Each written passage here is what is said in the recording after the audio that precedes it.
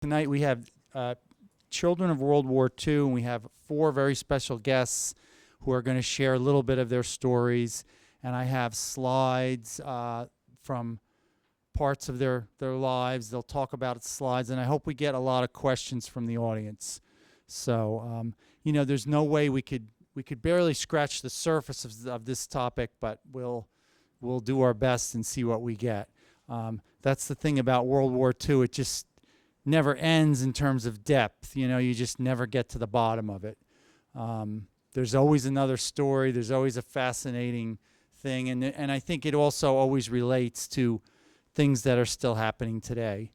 That's why we do the conflict resolution aspect of our center, because the idea is not just to learn about history, but to make a better future.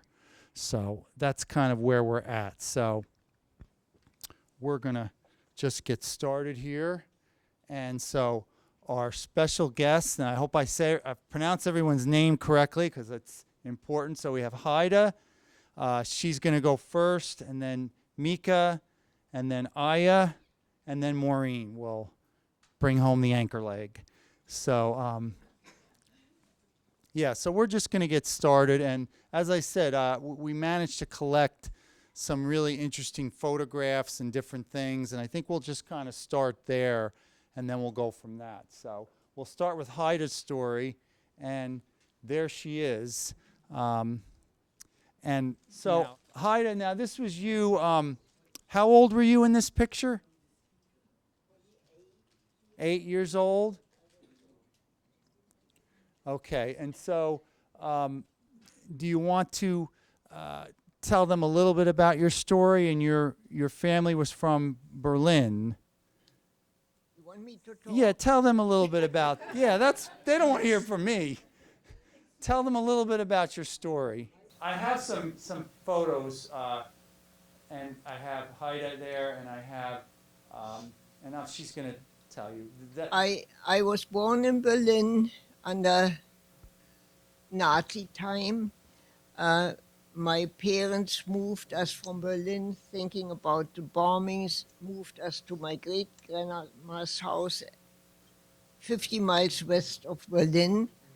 Okay, there were 13 grandchildren, and we children really had a very nice time because we never felt lonely, but of course there were bad times. This is the house. This is the house. On the last day, on May 5th, Armistice Day, the Germans across the river still were fighting. We were already run over by the Germans, and my mother, that's my mother, and my 7-year-old cousin got killed by friendly fire. Didn't sound very friendly at the time. Well, if you tell, this is the town. Right. And what was the name of the town? Well, the name is unpronounceable for anybody here except myself and my husband. The name is Britzerbe. It's 50 miles west of Berlin. It turned out to be East Germany, so we lived under East German rule, had to learn Russian instead of English. And you were telling the story, so in the last days of the war, you were occupied by the Russians. Over there, on the other side. And the Germans were here, and they were still fighting the Russians over there and killed my mother and my cousin. And on the last day of the war. Yeah, the day of armistice. And they were the only casualties in the town. But I did not suffer as much as children usually suffer when they lose their mother, because I had all those aunts and grandma and grandpa, and they made us feel loved. So I feel very, very lucky. Okay, and we have a lot of other pictures, so again... That's my little brother that I love dearly. He lives in Bremen in Germany. That's my sister in the middle and myself on the left, and Eike, my brother, again on the side. And that's the town again. Wait a And minute, this I'm is going a little Mika. too fast. Yeah, we'll get to Mika in a second. Were there any other pictures? There's you and your brother again. Yeah, yeah. And so you don't you remember when the Russians came into your town? Yes. You were telling me some stories about that. That was Well, we were children. We only heard what the adults were saying. And they were all very much afraid of the Russians coming. They all hoped that the English or the Americans would reach there first in the west of Berlin. But the Russians came over anyway first. And we saw them come through the meadow. And I was amazed that they were people. I thought they were, the way the adults talked, I thought there were some horrible monsters that are going to come. It turned out that the soldiers were very nice to us children because they were thinking of their own children in Russia. They were very lovely to us. They were not lovely to the aunts and mother and people like that because they were all, what is it called, raped. And so for them, it was a very different story than for us children. We didn't know sad things like that. so as children. You're not really aware of all those things going on. You were No. really felt like you were just with your other relatives Right. and relatively isolated from all that. Right. Well, and once in a while we had to listen to the radio when Goebbels was giving us a pep talks, but it didn't really mean very much to us, but the adults tried to keep all that away from us. So we lived a relatively harmless time while things were very much different as the rest of the world. And things really got bad after the war was over and we were in Russian territory. That's when the hunger came and the frozen, all the fingers and the feet were frozen and lots of people starved And that and things like where that. where that town was under the Russian control. Was under- that until Berlin was eventually? Well, Berlin was cut into different sections. Part was Russian section, part was American section, and one English. And but we were in the Russian zone, the German Democratic Republic. Wasn't very democratic, but anyway. And that was much more tough for us than during the war. The war was much worse for all the people that Nazis attacked. So that is my story. Okay, I think we got most of the pictures. Now there was you and your grandma. Yeah. Okay. And there was the house again. All right, I think we got most of those pictures there. Yeah. Go Okay, on to the and- next to Mika. All right, next we'll go to Mika. So now Mika, you take the microphone there, yes. So tell us a little bit about this picture that we're seeing here. Well, this is where I lived at the end of the war in The Hague. And this building was about less than 2 miles from the site where the V1 and V2 rockets were launched. And Launched to England. to England. Right. And at that time, rocketry was in its infancy. And many times the rockets would not go off correctly. They would fail.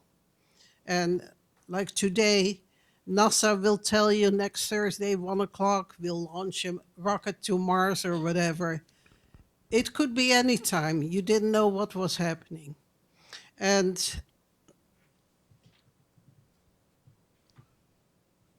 the difficulty was we learned by the sound of the launch whether it was going straight to England or it was going to go up and hesitate and just fall down near where you lived.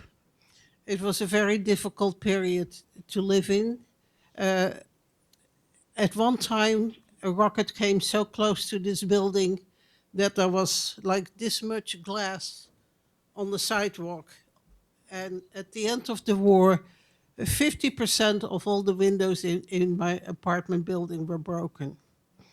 And that was difficult because you had no heat, no gas, no electricity, and boarded up windows. So it was not an easy way to live. Well, and we should set the scene a little bit that you were occupied by the Germans. So you were under occupation. And tell us a little bit what that was like. Now, you were telling me last week when we were talking, there was a lot of resistance in your community, and people were there was a lot of resistance against the Germans. Yes. So tell them a little bit about that, maybe. Well, as a child, you weren't that aware of all that. But I remember at the end of this building, there was a butcher shop. And we were told as kids, you can't play with their kids because they're Dutch nationals, but pro Nazis. So we weren't allowed to play with them. And at the end of the war, well, let me go back here. I had the job of taking my little brother to kindergarten, and that was about 2 blocks from my home. And one day we were about halfway between my home and kindergarten, and there was an airplane coming over, and it was shot at, and it caught on fire. And little kids, we just stood there and looked up and saw this airplane being on fire. And then a door opened and some strange lady pulled us in for safety. And we just did see that 2 men parachuted out of that burning plane. And we always wondered what happened to them. We had no idea. At the end of the war, this streetcar was not running. Nothing was running. And on that area, right in the center, at the end of the war, somebody started a bonfire. And I was just 8 years old. I went out there and looked at it, and people were singing patriotic songs. We were very happy. And then the rumor was, who did start this fire? We had no idea. And it turned out that the 2 Americans that parachuted from that burning plane were actually hiding all during the war in the butcher shop with the people that were supposed to be pro-Nazi, but they weren't. So that was a big surprise, and they started the fire. So what do you mean they weren't? So they were just saying that so that they could hide people, or Yeah, okay.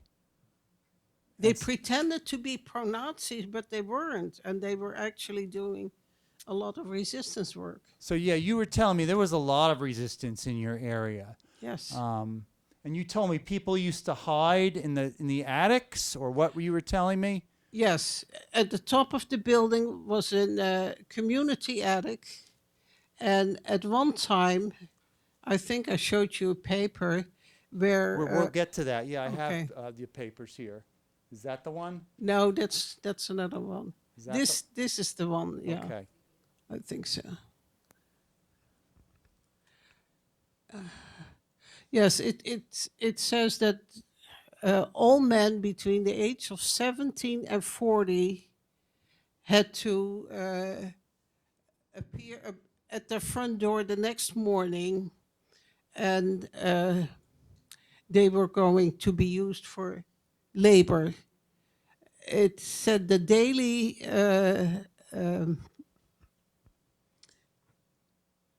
how do I translate it? They were giving a meal, smoking articles, and some money. But it was forbidden to everybody to leave their home, and those who would try to escape would be shot. So And they were going to go to Germany to work yes, in the war factories, I guess. right. Okay. Every man between 17 and 40. And my father said, I'm not going. So he was hiding in the building in the attic where there was a double wall. And there were 4 men in the building that were hiding there. And the apartments had a similar traffic pattern. And they all had a fireplace, and everybody had a broomstick next to the fireplace. And the reason was that if some soldiers would come and knock on the door, the first floor, somebody in that family would go to the fireplace, take the broom, and go boom, boom. And this is how the message got to the 4th floor. And my apartment was the closest to the attic, so it was my job when I heard that broomstick hitting the ceiling to go upstairs to the attic and say, okay, everybody quiet. Nobody come down to use the bathroom. You stay quiet till there's a clear sign. Okay. So that was pretty, yeah, a lot of anxiety. But they managed to hide out for the whole war, huh, the time you were there. They never got caught, in other words? No, they didn't. Okay. Now, what was, you mentioned this photograph. There's, is that a radar station? It was a radar station, and that was the view of the building that you saw. I lived that close. Behind that dune is the North Sea. And that was the radar station. And only a few years ago, I was back there with my brother, and we climbed that dune, and you could still see the footage of that structure. Okay. And what are we looking at here? Well, when the war started, my parents had 2 shops. They were shopkeepers. They had a toy store and a store where they sold baby furniture. And this part is close to the North Sea. It is part of within the Atlantic Wall, where the Nazis decided they needed that land for protection from the sea. And you can see that zigzag canal that was built on purpose that way, so no airplanes could land there. And somewhere in that bare spot was where my home was and my father's shops. And at one time they got a notice from the mayor of town where he was instructed to let my parents know that they had to vacate their premises. I think you have a picture of this one. Now, you see, Dinsdag 29, it's Tuesday 29th in 42. And in the lower left side, you see December 2nd. And this came by mail. So my parents had only 20 some days to get rid of their inventory and to find a new place to live. And they did it. Unfortunately, we found a place in the western part of Holland, a farming country, town area. And unfortunately, it was only 20, 30 miles from the German border. It was close to the River Rhine. And for about half a year, the airplanes from the London area would, during the night, cross the North Sea and follow the River Rhine into the Ruhrgebiet, where all the war equipment was being manufactured. So we were going every night for many, many months next door where there was a cellar, and we were hiding there to be safe. And as a child, I heard the man, the neighbor, and my father talk. Well, if they hit an airplane, and if they hit it right here, and and it will come down here, it could either hit us and we'll all be gone, or maybe it'll fall somewhere in a field and we may be safe. Well, it happened one time, and it didn't fall on the house, but it did fall on a field nearby. And my father was sort of naive, I think. Afterwards, I thought that. The next morning, he said, "Come on, let's go see where that airplane fell." So we walked over there, and there was the airplane in a zillion pieces with a lot of body parts. And I just thought how lucky it didn't fall on the house. And the last thing, when you were in the country, you then moved back. Moved back to The Hague, which was not a good move either. We moved back to this building. My mother was homesick for her family. And then in the winter of 44, 45, we experienced extreme hardship due to hunger. There was no gas, no electricity, and no food. I didn't have any pictures to show you of my family because cameras were traded for food. And it became really so bad. Thousands of people in my area died of starvation. One time I walked from my grandmother's home to my house, and I saw a little boy, my same age, and he was knocking on somebody's door begging for food. And by the time I approached, he fainted. And I didn't know what to do but ring the doorbell, and some lady came out, and I just went home. And I said, that could happen to me. My father says 2 more weeks of this war and your mother and you wouldn't have made it. It was that bad. And I know at one time I went to a soup kitchen that the Nazis had somewhere, and it was next to a church. And there was this whole pile of bodies. It was winter, it was freezing, and there was a Nazi soldier with a rifle next to the bodies. And the story is even the rats were hungry. And it was just a very bad winter. I went to bed thinking I might die tonight because of starvation. And I was just an 8-year-old. And I thought, well, it's not going to happen because I have a plan. And my plan is I'm not going to go to sleep.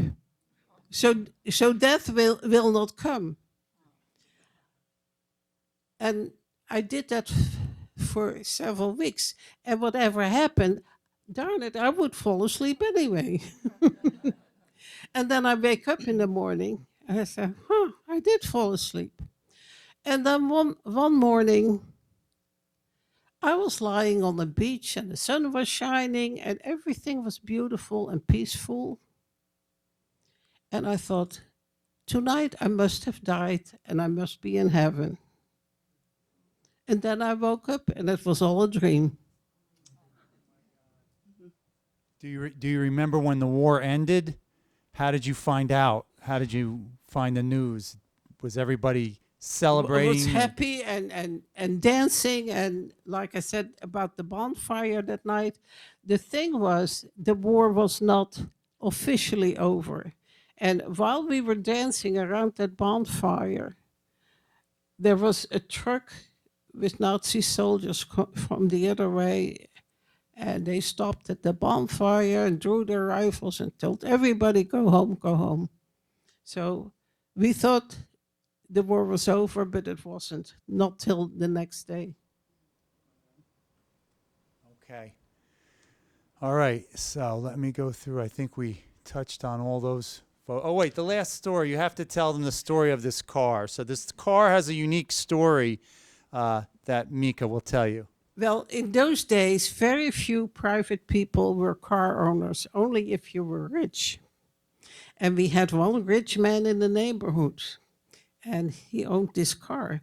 And of course, one of the first orders after the war started was you had to turn in your cars, your bicycles, your silverware, your jewelry.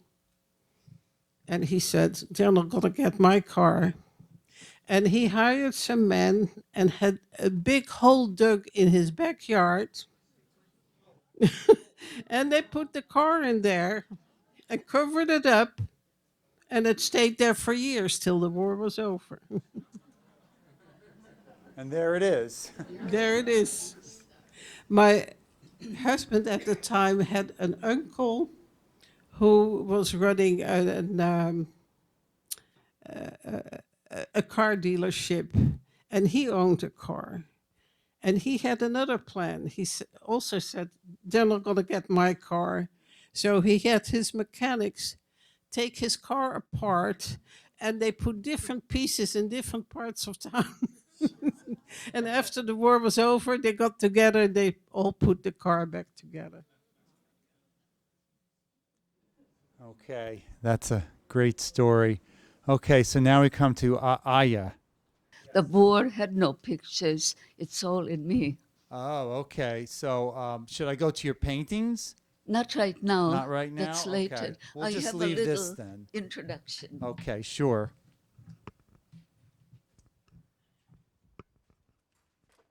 Here, I'll hold this and why don't you speak? This, Need this. this is a little child, a little It girl. goes to the video though, it's okay. Oh, it's a little child caught in hell. I was that child. One night I'm sleeping on the hard floor and I'm scared, I'm hungry, and the phantom horse comes to me. And he takes me away from it all because I could not bear what was happening. He had no wings, but he followed me all through my war years. And afterwards, as I became a painter, an artist later in life, I could depict it. When I was little, I couldn't paint. It's Well, not, it but actually is I working. talk quite loud Yeah, if I want to. It goes to his video. And So- now I will tell a little beginning because what follows is after the war. And maybe we should set the story a little bit. So you were I'll be quick, Okay. but when it's over war, then the pictures start. okay. Do you hear me? I was born in 1939, right into the war. We lived in Latvia, which is one of the Baltic states. It was free, it was democratic. We had a wonderful life before the war. My parents were school teachers, and we were in fear what will happen to us. We would no longer be free. First came the Germans, and the Germans did not exactly want to kill us because I guess we look kind of Aryan, if that helps. But my father's school had Jewish children. They were murdered in front of him. And that has to leave a horrible impact on your life. My father was never the same again. After the Germans were chased out, I'm not sure about the history exactly, in came the Russians. The Russians decided anybody who was a schoolmaster or intelligentsia or against the war had to be sent to Siberia.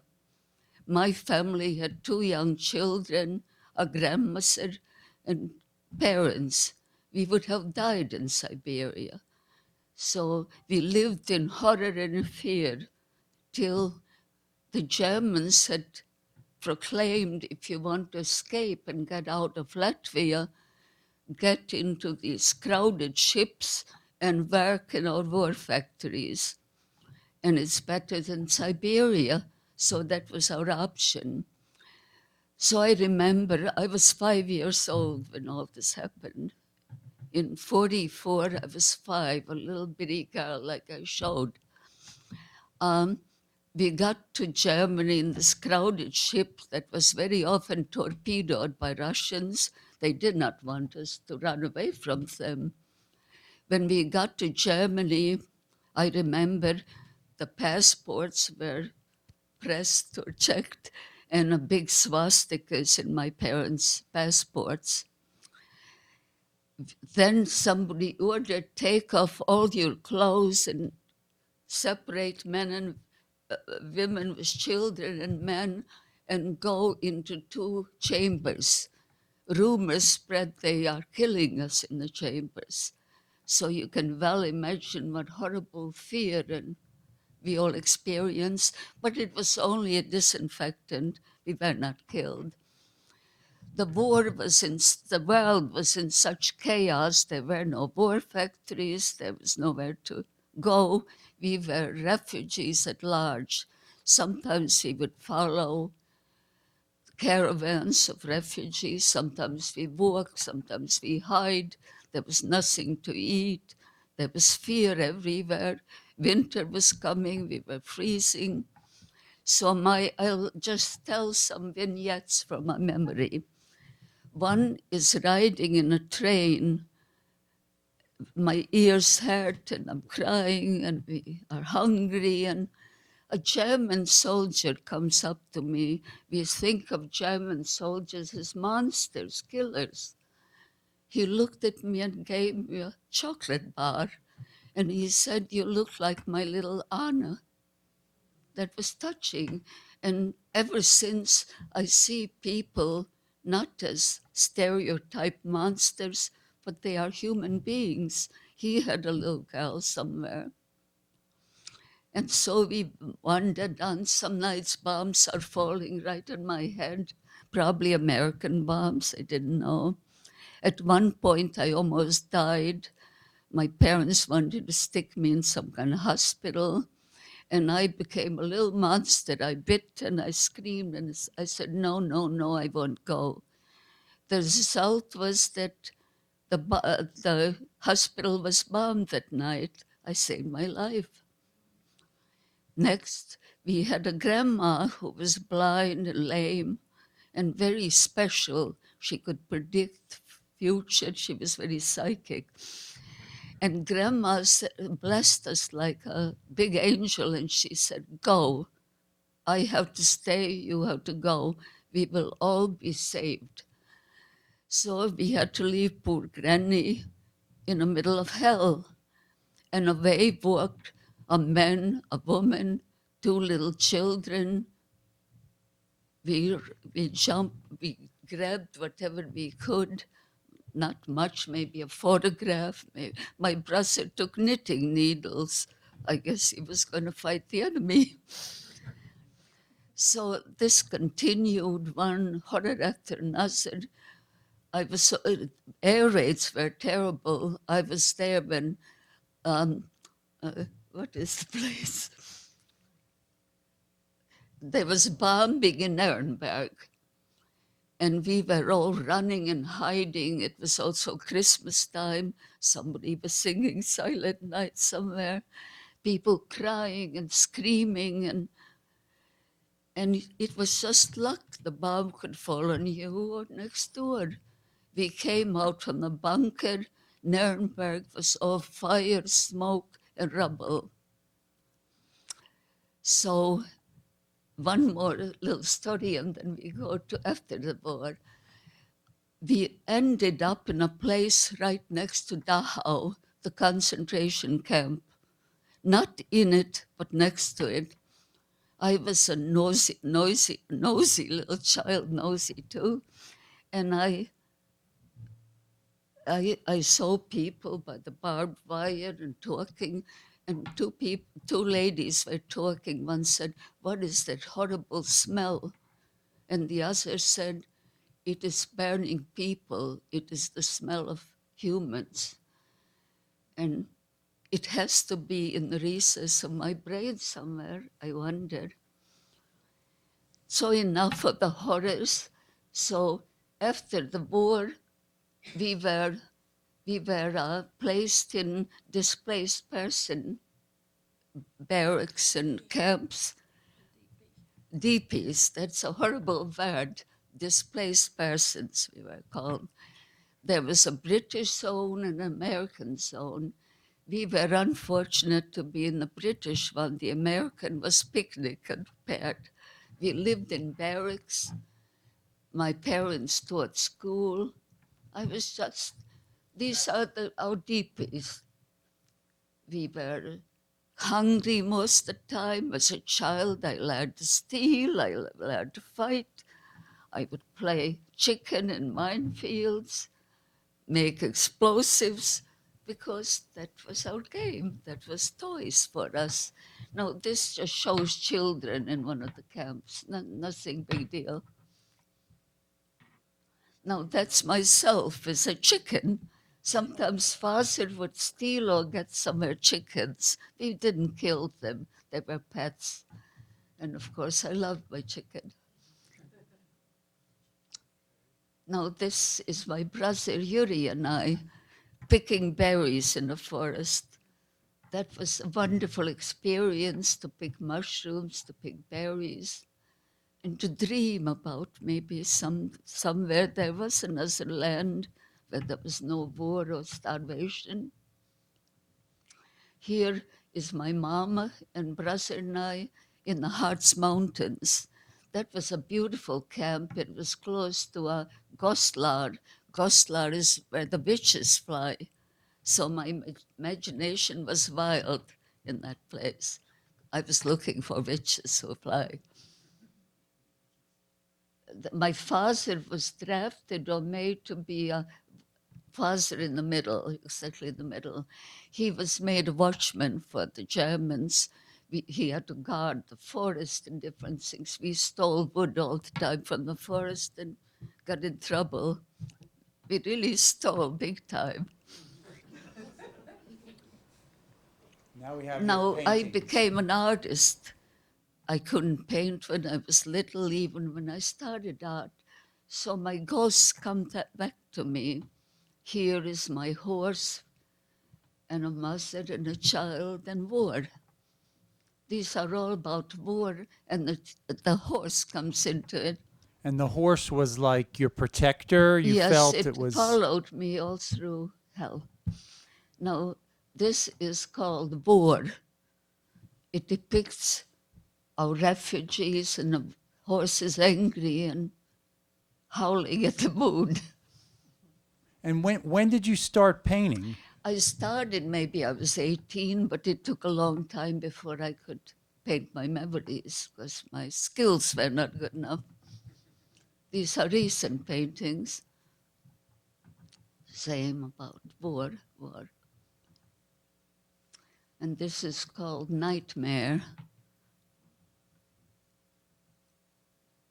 And that We saw that. it's a little different. That's the one And I that's liked. I my like that horse. one the best. It's a close-up of my horse. I had a show in Daugavpils, Latvia, in the Mark Rasko Museum, and it went over great about my horse. Yeah, I believe it. That one just seemed That's a very detail. special. He has, of course, red eyes because he's a phantom, and he flies without wings. That's my story. And now we're up to Maureen. Give her the microphone. Well, I had a picnic compared to these ladies, actually.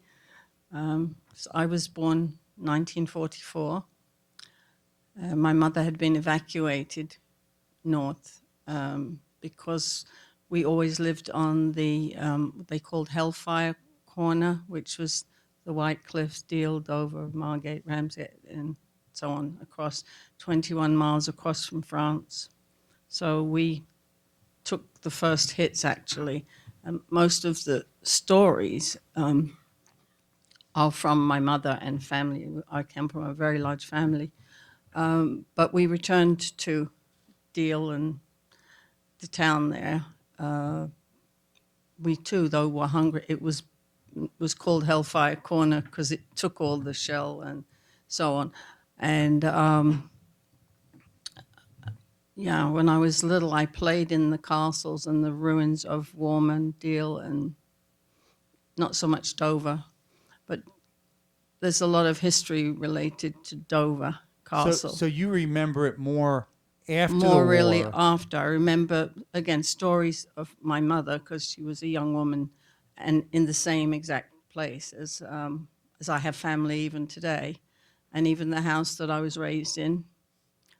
I have pictures over there because I don't know whether I was extra late. I had a hard time collecting enough pictures to tell a story. And so I put them on a board. But this is you. But that was me, and yeah, I was 4 in front of my grandma's house where I was raised. And we didn't have toys or anything, that's for sure. Nobody did. But my father was a merchant marine, and he had family in America. I think I have one of your fathers somewhere. Yeah, that was him. And he would come back and forth after the war, really, to America to his sister, and that dolly was my fourth birthday present from my aunt Nora in Brooklyn, and you know, tried to give her a new hairdo and so on. Didn't love my picture being taken, but you know, yeah, that. So that was it. Was a dolly with hair too. So you see, I didn't like having pictures taken. I'm the same today. But you see the bushes behind, actually, I was thinking, because we didn't have food either. We didn't have men. We didn't have too much there by the time I got back. But before I got into Grandma's house to live permanently, we had come and we lived in an apartment across from the beach. And what I do remember myself is like bombs. I came out one morning and there was a bomb in the pebbles. It was a pebble beach right outside of our house. So I didn't know the danger of it or anything. I just, until later, obviously, but I knew that. Another morning I came out and there was things called the Goodwin Sands in the channel. And many a German ship got stuck in them or drifted onto them because you kind of had to, I guess, know to navigate your way around them. So I remember seeing a top of a ship in this water and wondering what, you know, many things like that. Some bombed buildings, but they basically, of course, along the coast went after the castles. And I could walk from castle to castle to castle almost along and see that, and played actually in the rubble. And Because people think when the war ended on a certain day and that was the end, but it Everything really wasn't. There was were the many, beginning many for hard many years that followed. yeah, no food, ration. I remember actually when my father, you know, there was nothing there but fishing, and actually the ships, the little, I know they boats that went to Dunkirk and everything came off the beaches there, the lifeboats and things, and the people that could help. If you saw that movie that came out, it was kind of real. And I had an uncle who was in the Marine barrack right there in Warmer Castle. So have a grandson that sings, but all of my music was from the Marine band on a Sunday. We didn't have radios, we didn't have music. So what we heard were bands and classical music if we had radio. So it seems to have trickled down to him. He's over there. And Yeah. So how do you think this, maybe the next question for everybody, we'll start with you. How do you think this changes you as an adult when you had that kind of formative years? So for you, it was really your memories were after the war, but like I said, that was still a very, very difficult time. And how do you think that left an impression on you, or how did it change you when you grew up? And Well, it just made me very protective, and I'm a caregiver, I guess, from the get-go. I always wanted to take care of people. Those bushes behind were full of berries, and they were all around my grandmother's property, and everybody in the town, we would pick them and eat, make pies and things. My grandmother let anybody take them, the masses of them. And my father, being in the Merchant Marines, he would bring from America tins of peaches and chocolates and candies and prize silk stockings for the ladies. And my mother would trade them to get me fruit, to get me peaches and grapes. I remember little bunches of grapes, my grandmother peeling off the skin and taking the stones. And my mother had 5 brothers and 2 sisters, and no one was allowed to touch them because they were for me. And so things like that. And then when Dad came out of the Marines, there wasn't any work. There was a one colliery that served everybody that actually remained, and little fishing or anything. So we went to London for a while, and it was a while for me. I did see the Blitz. I went to a school in East London, and that was really devastating to see. And I learned of the Pearly King and Queen, who, have you heard of them? The Londoners lived in the subways, and there's a similarity with the Germanic, like German and English language. It's easy for one or the other to speak their language, and they were infiltrators always. Let's face it, it was still war for us, and they would speak Cockney rhyming language. Don't know if you've heard of that, right? And that's how they would like figure out if you were real or not. So I learned, a lot of things that were interesting. But I was also I was the oldest of 6 children, and I had to go with the ration book and stand, and you get like a pound of sugar, and you take another coupon, and you get a half a pound of butter for 6 or 8 people. Wasn't much food to go around. But I got TB like many people in London. When we moved there, it was rife with TB. So I was sent back happily to Deal and then the coast, because it was lovely, even though there were bombs and there was evidence of it and such like that.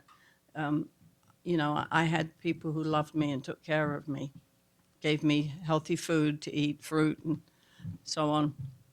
So, yeah, that was my life, really much different, I'd say, to these other ladies. And as far as the other ladies, Mika, do you want to speak to that question of, I mean, how do you feel that looking back that this changed you as a person, going through everything you went through? How has it sort of shaped your life when you were an adult? Well, during war, you have a choice to choose to survive or not. And I always choose to survive to this day. Yes. And that always stayed with me. I think that probably affected all of us that way, right? There are other things. I can't lose 10 pounds. I have this little voice inside that said, I'm hungry, I gotta eat. It's always there. Another thing, I'm probably the only person in this world who cannot be close to fireworks. It scares the hell out of me. It reminds me of that plane there on fire on top of my head. Right. I watch fireworks on TV, that's fine. Were they buzz bombs, could I ask? What you heard? Because my mother tells us story. When she was a working girl, she was afraid to go into the shelters. So she would stand and the glass would shatter all over her like a stupid, but she was afraid to go underground. And No, I she was said it happy to was, go on the ground. It well, was she safer. wouldn't, but she said the buzz bombs, and I heard this from many people, you would hear the buzz, I guess, of the bomb coming over. It had a specific sound to it, a buzz. And then it was dead, dead silence. And people say about the intense terror that would overcome them because they didn't know where it would drop. It was just going to drop somewhere and they just didn't know where. So they were kind of just Well, petrified. let me hold your hand. I have to say something about those V1 and V2 rockets that were launched close to my home. I had the psychological difficulty thinking this bomb is going to go right. It's going to go right to London, to your country. And I'm alive right now, but in a few minutes, other people will be dead. And if it went off and it went like this, I made a lot of noise. It could be you. Could be. But it was difficult to be safe and to know that other people would die. It was difficult when you're 8 years old. And Haida, would you speak to that question? You know, I think, as an adult, how do you feel like this shaped you? well, even so, I feel guilty being a German, knowing that our country could spread so much terrible things all over, well, not over the world, but all over Europe and North Africa. Anyway, thinking about myself, we have been all through terrible times, and I will be forever grateful and thankful. And I think it made me a better person because I understand things better. I have more empathy towards other people. And I just think I'm very happy being alive and having wonderful friends like Mika. Right. So you two met at a Tai Chi class, Yes, right? yes, we did. Yes, we did. And Haida has expressed before to me, she feels the guilt. And I say, Haida, we were children. We had nothing to do with it. We were innocent children. Right. No guilt. But we are in there. And you can. Get over it. I will try. And Aya, if you would speak to that question too. Naturally, you value life so much more because many times you almost lost it. And for me personally, it built wonderful imagination that I use as an artist. I have dreams. The impossible is possible. If a wingless horse can rescue you, what cannot be done? You believe in miracles. Where did we meet? And where did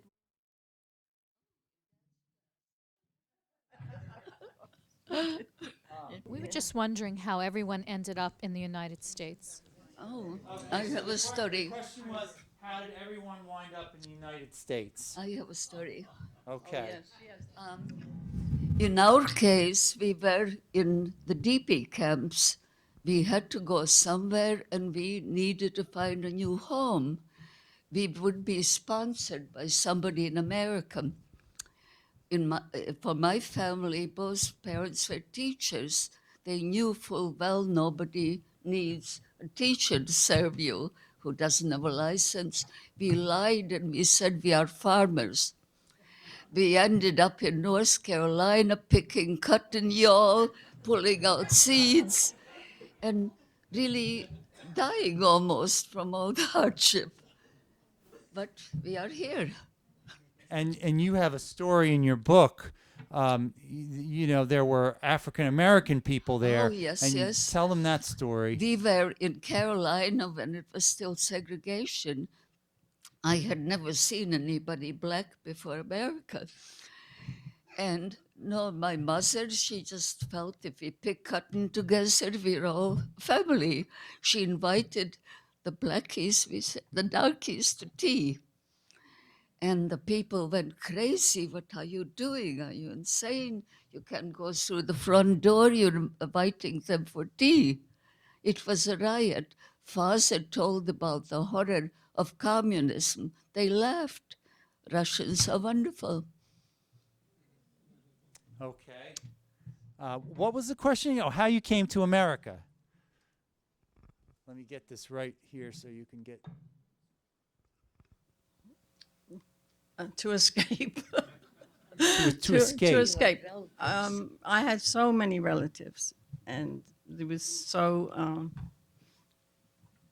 well claustrophobic that you couldn't do anything at my time. You couldn't really go on a date. You couldn't get anywhere. So it was just really selfish reasons. I wanted to freedom. I wanted some freedom because it was difficult living like that. And I had 5 brothers and sisters. Frankly, I thought I would never have the heart to leave my mother with everything to do, because I did take on a lot of responsibility. That my experience had left me being I need to take care of everybody and make sure that everybody's okay. And it sort of, I didn't think about myself. And in college, I had spoken to people and said, you've got to do what you want to do. So I too am an artist. So we must all want to express ourselves in some form or fashion. And really, that's what I did. I thought of my father and relatives there, and thought that I would just venture for a short time. But I came here, and it was a different world altogether. And even though we spoke the same language, it was still very different. The language really wasn't the same. If you know how many times I'd say, would you, even at the checkout, could you repeat that? Would you repeat that? Could you repeat that? And I thought, I'm speaking English, but they either wanted to hear the accent or they maybe didn't understand what I was saying. And I guess lots of tomatoes, things like that. But, and I just decided I would, I loved it here and I would stay. I live where it reminds me of my home in England, so I never really could forget it. But I'm an American and proud to be one. What could I say? Okay, Mika. Well, as you heard earlier, my parents, the shopkeepers, lost everything in the war, and my father didn't quite know what to do. But fortunately, after the war, his uncle came from the United States, and his uncle had done rather well in this country. And in those days, immigration laws were very different from today. Each country was assigned a number of people that could leave. Right. You needed a sponsor. And my father's uncle decided that he would sponsor my father and our family. So it took 3 years for my father to get a permanent visa to come here. And when he left, he entered my mother, my brother, and my name for a permanent visa. And 3 years later, I got a letter, your number is now up for processing. So within 90 days, sent us all these official papers. Well, in the meantime, I met the man who was going to be my future husband. So that became a problem. My future husband at the time took that letter to the embassy of the United States and said, here's the problem. She's not going without me, and I can't go. What are you going to do about it? And to this day, I don't know how it happened, but that clerk said, okay, if you can provide a marriage license with all the other papers, you can both go on her number. Wow. And I was married in 54 in December, and also after a physical by American doctors, which was required, x-rays and the whole everything. Smallpox. In May, the following May, we left. And we could show the whole world that we had to get married, but not for that reason.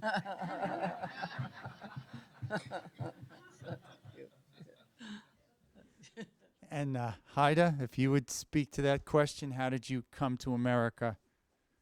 I came to America because I wanted to marry my husband.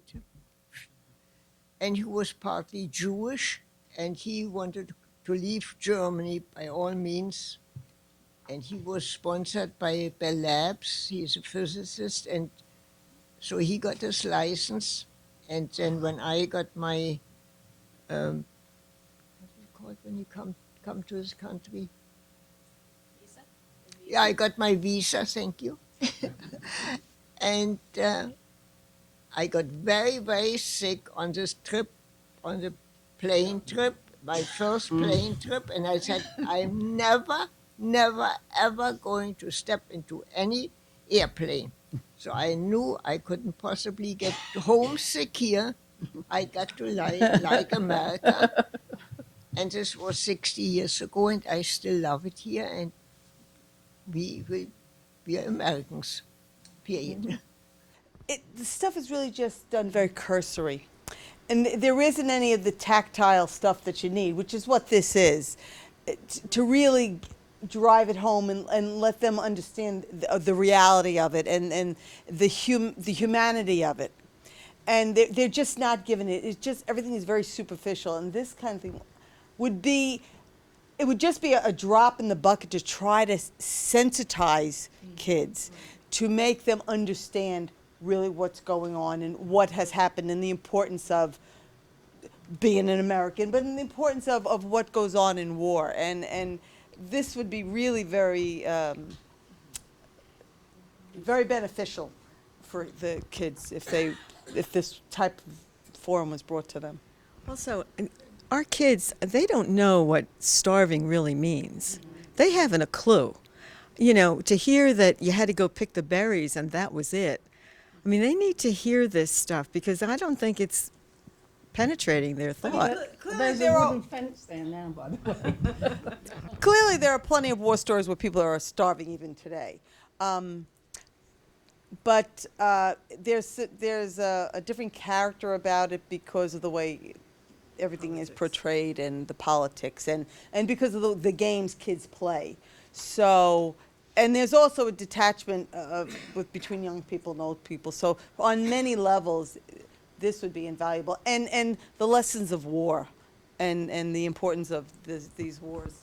Well, I mean, yeah, I agree with that. I always say I want more students at our events. I love the people who come, but I certainly would love to get more students. I don't see why we don't have that room open too, but you know, I just, you know, we do the best we can. We let the other teachers know, and you know, but you're exactly right. This is the kind of thing that young people need to hear today, because it's interesting. They have their own struggles and things they deal with, but just about every student I have, really, they all have anxiety, and it would be perhaps interesting to them and maybe helpful if they realize, wow, look at what some people have gone through in life.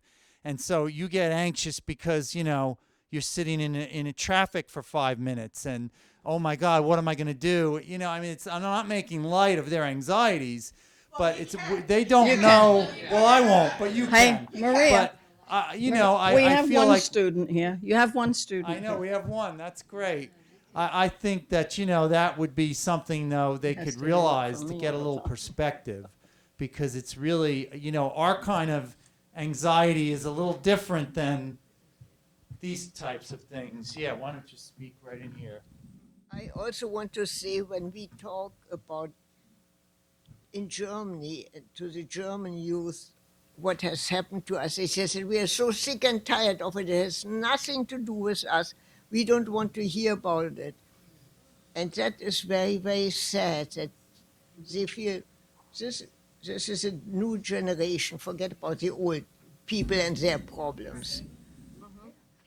Well, I have a friend who I wrote a book with, Leslie Schwartz, and he's elderly now. He's not able, but he spent about 15 years going back to Germany every summer. He's a Holocaust survivor from Hungary, and he actually went to hundreds of German schools to speak to the students. There were a lot of teachers there who were interested. There weren't that many survivors who wanted to go back to Germany for obvious reasons, but there were some. And his good friend was a man named Max Mannheimer, who was a little bit older. He spoke to like over 100,000 German high school students because some of them actually were very interested to know.